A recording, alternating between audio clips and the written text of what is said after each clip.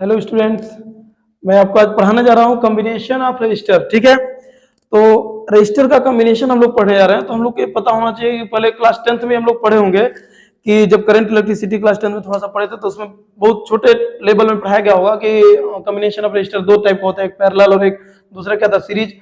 तो आज हम लोग उसमें से दोनों पढ़ लेते हैं। पहले 10 से 15 मिनट की वीडियो में ये दोनों होगा, फिर इसके बाद इस पे हम लोग क्वेश्चन नेक्स्ट वीडियो में कर लेंगे। ठीक है, तो आप लोग ध्यान दीजिएगा। सबसे पहला कि पढ़ने जा रहे हैं हम लोग पहला क्या, सीरीज कॉम्बिनेशन। और सीरीज कॉम्बिनेशन आप लोग कैसे पहचानेंगे, ध्यान सुनिएगा। सीरीज कॉम्बिनेशन आप लोग कैसे पहचानेंगे, पहले यहाँ पर R1 R2 R3 है क्या बेटा। R1 R2 R3 क्या है कि जब आप ओम्स लॉ पढ़ते थे तो ओम्स लॉ इक्वल टू आप लोग लिखते थे V equal to I into something होता है ना, V equal to I into something. तो ये जो समथिंग होता है बेटा ना, ये जो भी ये चीज होता है यही होता है क्या, रेजिस्टेंस ऑफ वायर। इसको हम लोग बोलते हैं, टर्म बोलते हैं रेजिस्टेंस ऑफ वायर। जो भी वायर होगा उसका रेजिस्टेंस होता है, जो कि केवल किस पे डिपेंड करता था, उसके लेंथ पर, वायर के लेंथ पर, वायर के क्रॉस सेक्शनल एरिया पर, उसके टेम्परेचर पर, इन सब चीजों पर डिपेंड करता है। तो और टेम्परेचर पर भी डिपेंड करता है। टेम्परेचर बढ़ाने पर इसकी जो रेजिस्टिविटी पर क्या इफेक्ट पड़ता है, रेजिस्टेंस पर क्या प्रभाव पड़ता है, ये सब हम लोग आगे पढ़ेंगे। बाकी फिलहाल अभी हम लोग ये पढ़ने आ रहे हैं कि सीरीज कॉम्बिनेशन कैसे होगा। तो अगर कोई एक बैटरी आप जोड़ दिए इस पूरे सर्किट से R1 R2 R3 के, जहां जैसा कि फिगर में देख रहे हैं आप लोग कि तीन रेजिस्टेंस है R1 R2 R3, और तीनों को एक लाइन में ऐसे जोड़कर इधर से बैटरी से कनेक्ट करा दिया है। ये एक्सटर्नल बैटरी है। ये बैटरी क्या करता है, बैटरी एक परमानेंट पोटेंशियल डिफरेंस अप्लाई करता है इस सिरे और इस सिरे के मध्य में। मतलब यहां से यहां के बीच में, दोनों एंड के बीच में एक परमानेंट मतलब कि ऐसा पोटेंशियल डिफरेंस जनरेट करेगा कि उस पोटेंशियल डिफरेंस की वैल्यू घटेगी नहीं, है ना। क्योंकि पोटेंशियल डिफरेंस नहीं घटेगा, इसलिए नहीं घटेगा क्योंकि पोटेंशियल डिफरेंस जैसे जैसे घटता जाएगा वैसे वैसे इसमें करंट का वैल्यू घटता जाएगा, और जैसे जैसे करंट की वैल्यू घटेगी वैसे वैसे पोटेंशियल डिफरेंस भी घटेगा। तो इसलिए कोई फर्क पड़ने वाला नहीं होगा। आप हम और दूसरी बात कि यहां से जो भी करंट निकलेगा बेटा, यहां से जो भी करंट निकलेगा वो पहले R1 में जाएगा, फिर उस वही करंट, सेम करंट जब R2 में भी जाएगा, और सेम करंट किस में जाएगा, R3 में। तो इसलिए R1 R2 R3 किस में जाएंगे, सीरीज में। तो पहला सबसे फंडामेंटल बात इसका यही आप लोग को याद रखना है कि अगर कभी कॉम्बिनेशन सीरीज में हुआ रजिस्टर का, तो आप लोग को सबसे पहला बात यही याद रखना है कि द सेम करंट, पहला बात क्या याद रखना बेटा कि same current is passing through, same current is passing through the all register, जितने भी रजिस्टर होंगे उसमें से सेम करंट पास कर रहा होगा। और दूसरा ये होगा कि सभी रजिस्टर के क्रॉस जो पोटेंशियल डिफरेंस डेवलपमेंट होगा, पोटेंशियल का डेवलप होगा, वो अलग अलग होगा, डिफरेंट होगा। एंड पोटेंशियल डिफरेंस याद रखना, क्या हम पोटेंशियल है, potential difference develops different across each resistor. अगर सभी रजिस्टर के क्रॉस जो होगा पोटेंशियल डिफरेंस डिफरेंट होगा, बट करंट क्या होगा बेटा, पास सेम करंट पास कर रहा होगा सभी रजिस्टर से। ये पहला प्रॉपर्टी था। दूसरा प्रॉपर्टी था होता है किसमें, सीरीज कॉम्बिनेशन में। और अगर हम लोग पढ़े होंगे थोड़ा सा कि किरचॉफ सेकेंड लॉ, अगर अभी तो पढ़े नहीं होंगे तुम लोग, क्योंकि भाई इसके बाद ही आएगा, वो तो सेल में आता है, तो कोई बात नहीं। किरचॉफ सेकेंड लॉ होता है वोल्टेज लॉ होता है, जिसका ये मतलब होता है कि जितने भी टर्म में वोल्टेज डिवाइड करोगे उस वोल्टेज को आप ऐड करोगे तो नेट वोल्टेज के बराबर होना चाहिए। ठीक है, तो इसमें हम लोग ये होता है कि V इक्वल टू आप ऐड करिएगा तो V1 plus V2 plus V3 होना चाहिए। V1 plus V2 plus V3 होगा। अच्छा, सबसे बड़ी बात हम ये बोल दें कि अब हम लोग ऐसा एक सर्किट यूज करने आ रहे हैं जिसमें R1 R2 R3 ये कोई नहीं आएगा, इन सब के स्थान पे केवल एक रेजिस्टेंस आएगा। जैसा कि देखो ऐसा हम लोग फिगर बनाने जा रहे हैं, आप लोग समझिएगा कि एक रेजिस्टेंस केवल हम यूज करेंगे बेटा, और इस रेजिस्टेंस को इसी बैटरी के साथ जोड़ेंगे जिस बैटरी के साथ ये तीनों जोड़ा गया है। ठीक है, तो इसी बैटरी के साथ अब जब हम लोग जोड़ेंगे यहाँ पर, तो आप देखिएगा कि जब बैटरी का वोल्टेज कितना है, V है, तो करंट अगर ये रेजिस्टेंस उतना ही करंट इस बैटरी से ले पाया है जितना तीनों मिल कर लिया है, तो तीनों मिलकर यहां से कितना ड्रॉ किया, I। और अगर ये अकेला यहां से I ड्रॉ कर रहा है, तो बेटा ये जो रेजिस्टेंस की वैल्यू होगी, इस रेजिस्टेंस की जो वैल्यू होगी वो इन तीनों के इक्विवेलेंट के बराबर होगा। ये तीनों मिलकर इस सर्किट में जो भी काम कर रहे होंगे वही काम ये अकेला यहां पर करेगा, उसी सर्किट में अकेला करेगा। तो इस हिसाब से देखा जाए तो ये अकेला उन तीनों के बराबर होगा। ठीक है, तो हमको इसी आर इक्विवेलेंट की वैल्यू फाइंड करना है किसके टर्म में, R1 R2 R3 के टर्म में फाइंड करना है बेटा। तो हम लोग अगर देखा जाए तो अगर यहां से देखा जाए तो इसमें भी कितना करंट गया था, I, इसमें भी I, इसमें भी I, सेम करंट सब पास कर रहा है। तो इस फिगर से अगर देखा जाए, इस फिगर से, तो उस फिगर से हो जाएगा, जहां इसमें जो लिख रहे हैं हम लोग कि V1 की वैल्यू, वहां उस फिगर से कितना हो जाएगा बेटा, I इंटू R1, V2 कितना हो जाएगा, I इंटू R2, और V3 कितना हो जाएगा, I इंटू R3। ये हो जाएगा उस फिगर से। और यहां से क्या हो जाएगा, यही फार्मूला अगर इस पर अप्लाई किया है ओम्स लॉ, तो कितना आएगा बताओ, V equal to I into R equivalent. ठीक है, V इक्वल टू क्या जाएगा बेटा, I into R equivalent. But अगर ये भी तो किरचॉफ्स लॉ है, या फिर तुम ऐसे भी बोल सकते हो कि अगर एनर्जी कंजर्वेशन लॉ है, तो एनर्जी कंजर्वेशन लॉ अगर मेन वोल्टेज इतना अप्लाई किया तो यही वोल्टेज अगर डिवाइड हुआ इन तीनों पे, तो इन तीनों को जब ऐड करेंगे तो मेन वोल्टेज मिल जाएगा। बात समझो ध्यान से, ठीक है। तो आप लोग घबराना नहीं है, बस सिंपल सा बस लिख देना है कि V इक्वल टू V1 है, V1 प्लस V2 प्लस बेटा V3 है। तो V की वैल्यू हम लोग यहां से कितना फाइंड किया बताओ, I इंटू R इक्वलेंट, जो कि इसके लिए था। और ऐसे V1 बताओ, V1 कितना है, V1 किसके लिए बेटा, उसके लिए वहां पर। तो V1 की वैल्यू हम लोग कितना है, I इंटू R1 और plus I into R2 plus I into R3। ठीक है, तो अगर यहां से हम I कॉमन ले लें, अगर हम यहां से I कॉमन ले लें तो क्या बचेगा बता दो तो, R1 plus R2 plus R3, और इधर कितना बेटा, I इंटू R इक्वलेंट। तो I से I कैंसिल हो जाएगा, तो हम लोग का जो R इक्वलेंट बचेगा, R इक्वलेंट जो बचेगा, यहाँ दिख नहीं रहा होगा सब लोग को, तो R इक्वलेंट हम यहाँ दिखा रहे हैं कि यहाँ से R इक्वलेंट क्या बचेगा, यहाँ पर R इक्वलेंट बराबर R1 plus R2 plus R3। ठीक है, ऐसा बचेगा, R1 plus R2 plus R3 बचेगा। ठीक है, इसमें हम लोग कुछ और भी चीजें हैं जो कि हम बताने जा रहे हैं, आप लोग ध्यान से देखिएगा। तो हम इसमें कुछ इरेज करना चाहते हैं, ये बात आप लोग लिख लिया। The same current is passing through the all register, जितने भी रजिस्टर होंगे सब में से करंट की वैल्यू सेम होगा, और सबके क्रॉस पोटेंशियल डिफरेंस अलग अलग हो जाएगा। इन तीनों को जब आप जोड़िएगा तो इसके बराबर हो जाएगा। एक हमने इसके इक्विवेलेंट एक और रजिस्टर बनाया है, जो कि अकेला उस बैटरी से उतना ही करंट खींच पा रहा था जो तीनों अलग अलग, तीनों मिलकर जो खींचे थे। तो इस बेस पे हम लोग यहाँ पर V की वैल्यू V1 V2 V3 की वैल्यू रख के वो सॉल्व कर दिए। तो याद रखना सीरीज कॉम्बिनेशन में R इक्विवेलेंट की वैल्यू कितनी आ रही है, R1 plus R2 plus R3। ठीक है, तो इसके हिसाब से हम लोग कुछ और डाटा आपको हम बताने जा रहे हैं, आप ध्यान से देखिएगा। ठीक है, तो इसमें हम ये करने जा रहे हैं कि बेटा ये हमको बताओ तो, अगर हम बोले कि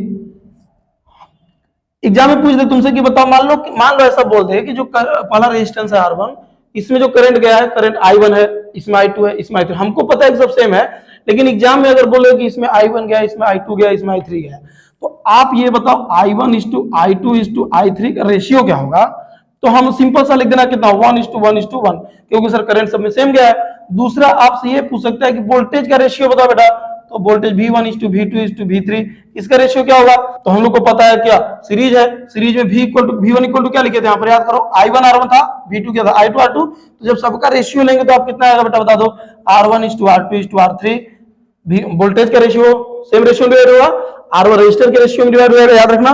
तीसरा, अगर इसकी पोटेंशियल एनर्जी के रूप में अगर पूछा कि बताओ, या फिर पोटेंशियल हीट लॉस का पूछ दिया, heat loss due to R1, heat loss due to R2, heat loss due to R3, सबका अगर पूछ दिया क्या रेशियो, तो ये चाहे एनर्जी लॉस पूछे, चाहे हीट लॉस पूछे, या पावर डेवलप बाय द क्या बैटरी पूछे, power developed by the battery, इन सब का रेशियो अगर पूछेगा तो भी क्या हो जाएगा बेटा, R1 is to R2 is to R3। याद रखना, जो वोल्टेज का रेशियो होगा वही किसका हो जाएगा, एनर्जी लॉस का रेशियो हो जाएगा।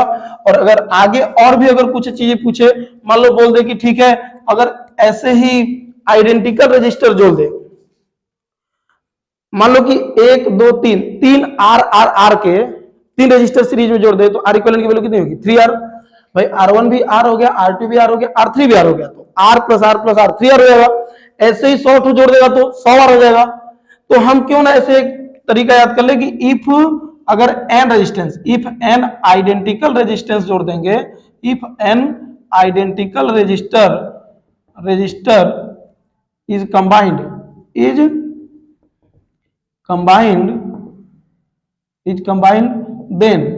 देन तब R इक्विवेलेंट कितना हो जाएगा बेटा बता दो तो, NR कितना, NR। n की वैल्यू अब चाहे जो भी होगा भाई, अगर 100 जोड़ेगा तो 100R हो जाएगा, 50 जोड़ेगा तो 50R हो जाएगा।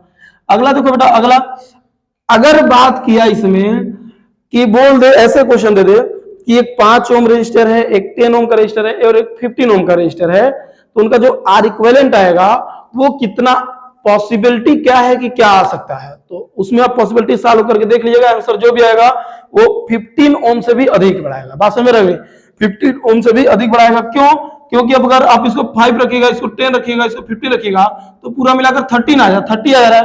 30 मतलब सबसे बड़े वाले से भी बड़े आएगा। तो आप याद रखिएगा कि the value of R equivalent जो होगा, the value of R equivalent is greater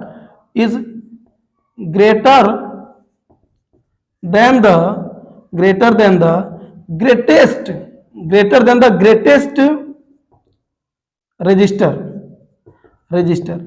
मतलब जो सबसे बड़ा रजिस्टर होगा ना, जो सबसे बड़ा अमाउंट वाला रजिस्टर होगा, उससे भी ज्यादा बड़ा वैल्यू आएगा क्या, आर इक्विवेलेंट। तो ठीक है, कोई प्रॉब्लम यहाँ तक तो नहीं होना चाहिए। अच्छा, आर का यूनिट आप लोग को पता होना चाहिए कि जब V इक्वल टू हम लोग पढ़ते हैं बेटा, यहाँ पर ओम्स लॉ जब पढ़ते हैं V equal to I R, तो यहाँ से आर का यूनिट क्या हो सकता है, यहाँ से वोल्ट पर एम्पियर, और फिर और क्या हो सकता है, ओम। ये 2 यूनिट होता है अभी फिलहाल, और भी यूनिट हो सकते हैं। क्यों?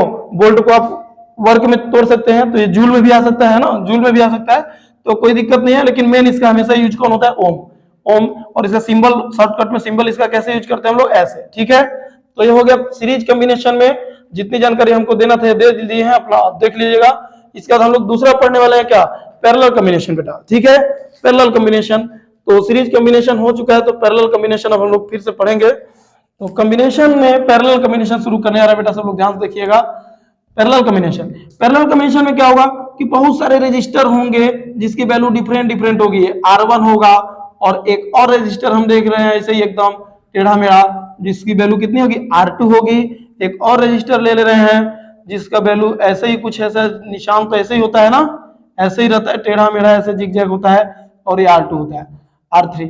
तो आप ये मत सोचिएगा ना कि सर बस पूरा इतना ही आप ले रहे हैं, इधर क्यों नहीं बना रहे। तो ये अगर ये पहला वायर है यहां से लेकर यहां तक का, तो ये पूरे हर जगह का रजिस्टर जो है, हर जगह का रेजिस्टेंस एक जगह बना दिया गया है बेटा, R1 नाम से एक जगह देकर बना दिया गया। बाकी सबको ये मान लिया गया है कि इसमें कोई रेजिस्टेंस नहीं होगा।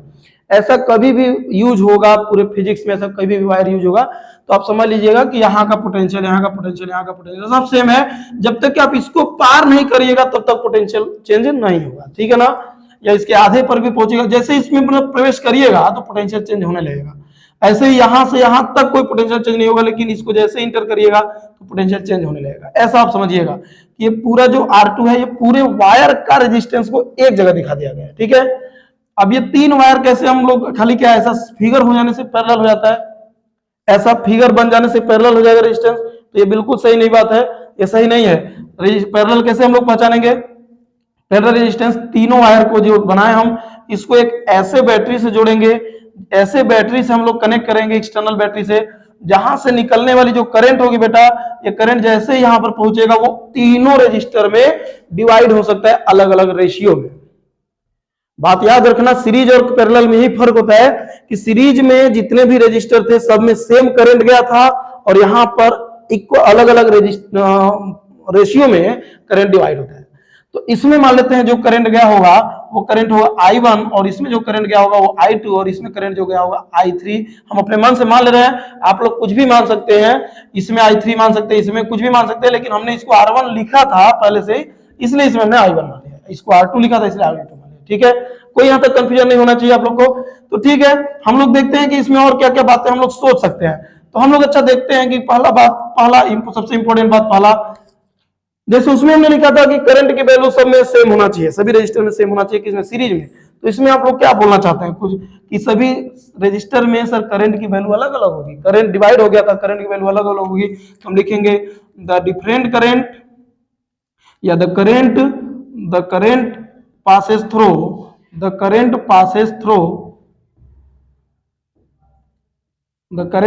Through in each resistor the current passes through each register is different। सभी रजिस्टर से जो करंट की वैल्यू जाएगी वो अलग अलग जाएगी। और दूसरा बात, अच्छा दूसरा क्या होगा बेटा, अच्छा ये देखिए, अगर इसको आप पॉजिटिव टर्मिनल बोल रहे हैं और इसको निगेटिव टर्मिनल बोल रहे हैं, मान लो कि इसका ये पॉजिटिव टर्मिनल है, निगेटिव टर्मिनल है, तो ये पॉजिटिव इसमें कहां तक सफर कर पाएगा, कहां तक जा पाएगा। तो हमको लग रहा है सर यहां तक तो आ जाएगा, इसके बाद यहां तक भी चलाएगा, यहां तक भी चलाएगा, यहां तक भी चलाएगा। बात समझो, समझ रहे हो नहीं? तो जो भी पोटेंशियल डिफरेंस ये बैटरी अप्लाई करना चाह रहा है इस तीनों पर, वो अलग अलग सब पे डिफाइन हो जाएगा, अलग अलग सब पे डेवलप हो जाएगा। अगर ये बैटरी का पोटेंशियल डिफरेंस कितना है V, तो इसके क्रॉस भी V का पोटेंशियल डिफरेंस जनरेट हो जाएगा। क्यों? क्योंकि देखो मान लेते हैं कि इसका पोटेंशियल डिफरेंस V है और इसका पोटेंशियल डिफरेंस कितना है बेटा G0।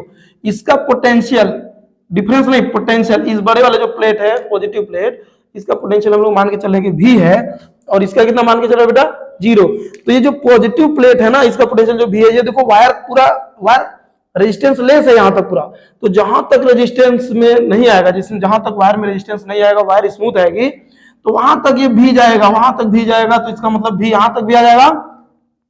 और भी ऐसे इसमें भी रेजिस्टेंस नहीं तो यहां तक जाएगा भी, और ऐसे इसमें नहीं है तो यहां तक भी आएगा, और ऐसे इसमें नहीं है तो यहां तक भी आएगा। ऐसे जीरो बेटा देखो जीरो ऐसे होते होते होते होते तो यहां से फिर यहां तक भी जीरो आ जाएगा, फिर यहां तक भी जीरो आ जाएगा, फिर यहां तक भी जीरो आ जाएगा। इस मेथड वालों की पॉइंट मेथड बोलते हैं, समय आने पर हम तुम लोग को बताएंगे, ठीक है। जब हम लोग रेजिस्टेंस का आर इक्विवेलेंट निकालेंगे ना, तो उस समय इसका हम यूज बड़े अच्छे से करेंगे, या सर्किट सॉल्व कर रहे होंगे तो इसमें नो डोड का बात करेंगे, ठीक है। आप इस समय उस सब चीजों का ध्यान मत दीजिएगा, आप बस इतना ध्यान रखिएगा कि ये भी जो है वहां तक जा सकता है जहां तक कि कोई बीच में रेजिस्टेंस नहीं आएगा। तो ऐसे ऐसे होते हुए यहां तक भी, यहां तक। तो हम तुमसे अगर पूछें कि बताओ अच्छा R1 के क्रॉस पोटेंशियल डिफरेंस कितने जनरेट हुआ है, तो बोलोगे सर V का, यहाँ पर V है यहाँ पर 0, तो सर V का V माइनस 0 मतलब V, यहाँ भी V माइनस 0 मतलब V माइनस 0 मतलब V। Sir R1 R2 R3 तीनों को क्रॉस पोटेंशियल डिफरेंस सेम है, कितना V। तो अच्छा अगर सबके क्रॉस पोटेंशियल डिफरेंस सेम है और रेजिस्टेंस अलग अलग हो गया था, इसीलिए तो करंट अलग अलग चला था कि नहीं। अगर हम यहां से अगर हम बात करें तो हम दूसरा पॉइंट क्या लिखना चाहते हैं बताओ, potential difference develops, potential difference, दूसरा पॉइंट हमारा ये होगा बेटा कि potential difference develop same across each resistor, ऐसा लिख सकते हैं, कोई प्रॉब्लम नहीं है, लिख दीजिए सर, क्योंकि पोटेंशियल डिफरेंस सबके अक्रॉस सेम है। अच्छा और अगला बात, और अब इसमें क्या लिख सकते हैं कि अगर हम इस सर्किट को ध्यान में रखते हुए, यहीं पर लिखिए सर्किट को ध्यान में रखते हुए, तो भाई ओम्स लॉ अगर हम लगाए हैं R1 के लिए, तो अगर इसमें करंट कितना चला I1, इसमें करंट कितना चला बेटा I1, इसमें करंट I2, इसमें I3, तो ओम्स लॉ इसके लिए लगाएंगे तो क्या लगाएंगे बताओ, V equal to I1 R1। अच्छा अब फिर यहां से बताइए, तो यहां से I1 की वैल्यू कितना आएगा बेटा, I1 की वैल्यू यहां से कितना आएगा V बटे R1।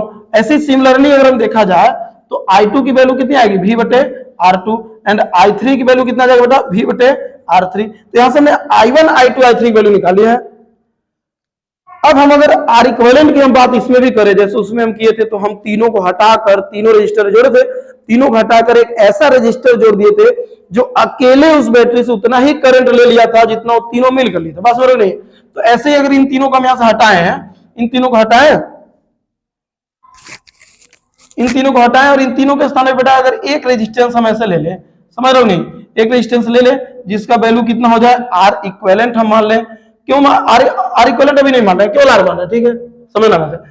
हम इसको उसी बैटरी से जोड़ दिए जिस बैटरी से ये तीनों कनेक्ट था, तो और इस बैटरी का पोटेंशियल भी कितना मान लेते हैं हम लोग V, जो अकेला इसका V था। तो यहां से अभी ये अकेला ही कितना करंट लेने में सक्षम है I, जितना ये ले रहा था। इसका मतलब भाई ये तीनों मिलकर इस बैटरी में जो काम कर रहा होगा, बैटरी से जितना करंट ले पा रहा है उतना ही करंट ये अकेला ले पा रहा है। इसका मतलब ये इन तीनों के R इक्विवेलेंट है, तीनों के इक्विवेलेंट है, तो इसकी वैल्यू, इसका मतलब हो जाएगा कि हम R इक्विवेलेंट मान सकते हैं, कोई प्रॉब्लम नहीं हो सकता है। और यहाँ पर अगर हम ओम्स लॉ लगाएंगे, यहाँ पर हम ओम्स लॉ इस फिगर में लगाएंगे, तो V इक्वल हमको क्या लिखना पड़ेगा बेटा, I इंटू R इक्विवेलेंट लिखना पड़ेगा। और अब हम जानते हैं कि चूंकि यही करंट जो गया था ये तीन भागों में देखो डिवाइड हो गया था, मेन करंट I आ रहा है वो I1 I2 I3 में डिवाइड हो रहा है। तो इस हिसाब से अगर हम देखा जाए उस फिगर में लिखा जाए, तो हम लिख सकते हैं कि मेन जो करंट I है, I चला है, वो सब डिवाइड हुआ है I1 plus I2 plus I3 से। तो ये किरचॉफ का फर्स्ट लॉ है बेटा, एक on the basis of conservation of charge, है ना। चार्ज के कंजर्वेशन पर जितना चार्ज कहीं से एक जगह से आ रहा है वही चार्ज आने वाले जाने वाले रास्तों में डिवाइड होगा, बस बरो नहीं। तो यहाँ पर चार्ज को हम करंट से दिखा रहे हैं, क्योंकि पॉजिटिव चार्ज का चलना ही करंट का चलना होता है। तो हम लोग क्यों ना ऐसे पढ़ ले कि सर जो करंट इधर से आ रहा होगा वही तीनों इसमें डिवाइड हो रहा होगा, तो इन तीनों को अगर जोड़िएगा तो ये आएगा, बस और नहीं। तो यहाँ से I का वैल्यू हम लोग निकाल ही चुके हैं। यहाँ से I की वैल्यू कितना आएगा बेटा बता दो सब लोग फट से, तो I का वैल्यू आएगा V बटे R इक्विवेलेंट। I का वैल्यू यहाँ से निकल गया, I1 का वैल्यू यहाँ से निकल गया, I2 यहाँ से, I3 यहाँ से, सबकी वैल्यू यहाँ पर पुट करेंगे और हम लोग R इक्विवेलेंट फाइंड कर लेंगे, कोई प्रॉब्लम नहीं होगा, ठीक है। दिख रहा है यहाँ पर सब लोग को? ठीक है, यहाँ तो कोई प्रॉब्लम नहीं होना चाहिए, तो यहीं पर हम लोग वैल्यू रख देते हैं। आई की वैल्यू सब लोग बताओ बेटा, तो यहाँ से कितना होगा, v बटे R equivalent is equal to v बटे r1 प्लस v अपॉन कितना होगा, r2 plus v upon r3। ठीक, तो यहां से v कॉमन लेकर अगर हम कटा देंगे, थोड़ा सा ऊपर हम मिटाना चाहते हैं तो ये इरेज कर दें, सब लोग समझ ही गए होंगे, तो इरेज हम कर रहे हैं। तो यहां से हम लोग इसका वैल्यू यहां पर रखना चाह रहे हैं, यहाँ से v कॉमन लेंगे तो कितना हो जाएगा बताओ, तो v upon r equivalent is equal to, इसमें से v कॉमन ले लेंगे तो क्या बचेगा, अंदर क्या बचेगा, 1/r1 plus 1/r2 plus 1/r3। ठीक है, अच्छा v से फिर v कैंसिल हो जाएगा, तो क्या बचेगा,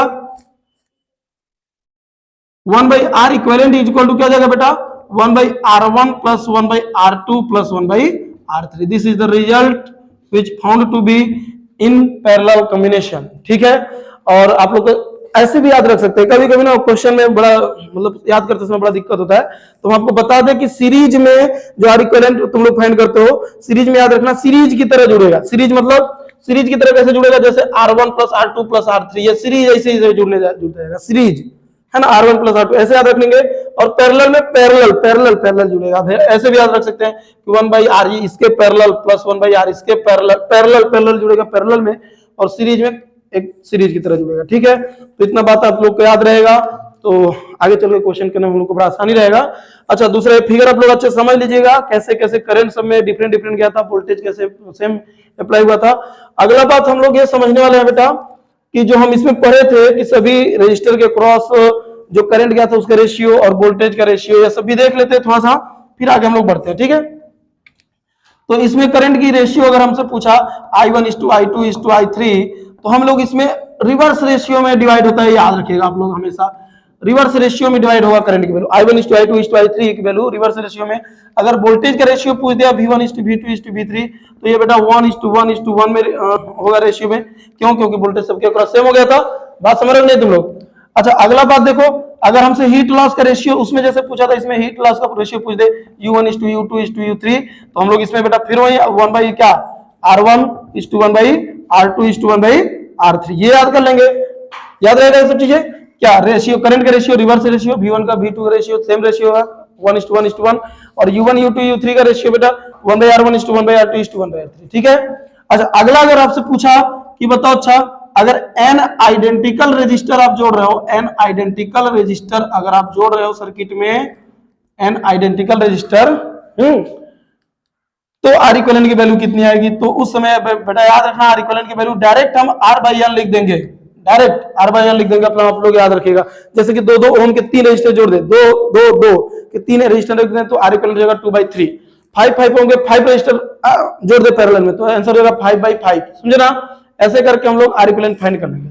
अच्छा, दूसरा R इक्विवेलेंट का इसमें जो वैल्यू आएगा ना, जो उसमें हम लिखवाया था कि जो सीरीज कॉम्बिनेशन में याद करो, हमने लिखवाया था कि जो R इक्विवेलेंट का वैल्यू होता है बेटा, वो सबसे बड़े वाले से भी बड़ा आता है, तो इसमें उसका तो उल्टा हो जाएगा। इसमें क्या हो जाएगा कि जो सबसे छोटा होगा उससे भी छोटा आएगा R इक्विवेलेंट का वैल्यू। तो ये याद रखना, अगर कभी आप 3 रजिस्टर यूज कर रहे हो, R1 बराबर 1 ओम, R2 बराबर आप यूज करो 2 ओम, और R3 बराबर आप यूज करो 3 ओम, तो आप हमेशा याद रखिएगा जो R इक्विवेलेंट आएगा वो आपको 1 ओम से भी छोटा मिलेगा। जो सबसे छोटा होगा ना, उससे भी छोटा आंसर आपको मिल जाएगा। ठीक है, और उसमें बड़ा अच्छा बात है कि याद रहेगा हम लोग को कि सीरीज में हम लोग को मिला था कि R इक्विवेलेंट वैल्यू बड़े वाले से बड़ा था, और इसमें छोटे वाले से भी छोटा होगा। ऐसा बात है कि हम लोग नहीं निकाल पाएंगे, हम लोग निकाल लेंगे, लेकिन अगर मान लो ऑप्शन ऐसा दिया कि R1 1 2 3 सबको पैरेलल में जोड़ दिया, और ऑप्शन एक ही ऐसा ऑप्शन मिला हमको जो 1 से छोटा है और बाकी सब 1 से बड़े हैं, तो यार क्यों हम सॉल्व करेंगे, हम तो वही ऑप्शन मार के आगे बढ़ जाएंगे ना। बात समझ रहे हो नहीं, इसलिए हम बता रहे हैं, तो ये बहुत बड़ी बात थोड़ी है कि हम R इक्विवेलेंट सर नहीं निकाल पाएंगे पैरेलल में, तुरंत निकाल लेंगे एक लाइन में। लेकिन बात बस इतनी सी है कि अगर याद रहा हमको कि सर 3 ओम 4 ओम 5 ओम के रजिस्टर पैरेलल क्रम में जोड़ दिया है, और आंसर में एक ही केवल ऑप्शन है जो 3 से नीचे है, और बाकी सब ऑप्शन 3 से बड़ा है, तो हम लोग जो 3 से कम है वही वाला ऑप्शन मार के निकल जाएंगे बाहर। बात समझ रहे हो नहीं सब लोग? ठीक है, इसलिए हम लोग ये पढ़े। तो यहां तक ये पैरेलल कॉम्बिनेशन का सब बात हो गया, आप लोग अच्छे से याद रखना, कोई प्रॉब्लम नहीं होना चाहिए। लेकिन इस पे हम लोग फिर एक सिंपल सा क्वेश्चन हम करने जा रहे हैं पैरेलल में, जो कि या सीरीज में जो भी हो सकता है, आप लोग थोड़ा सा नोट कर लीजिएगा, या तो फिर रहने देते हैं अगले क्लास में, उसको अगले वीडियो में इसको बनाए थे, ठीक है। Okay, thank you. अगर आपको अगर आपको ये वीडियो पसंद आया हो, ठीक ठाक लगा हो, तो आप प्लीज चैनल को लाइक और सब्सक्राइब जरूर करें। Okay, thank you.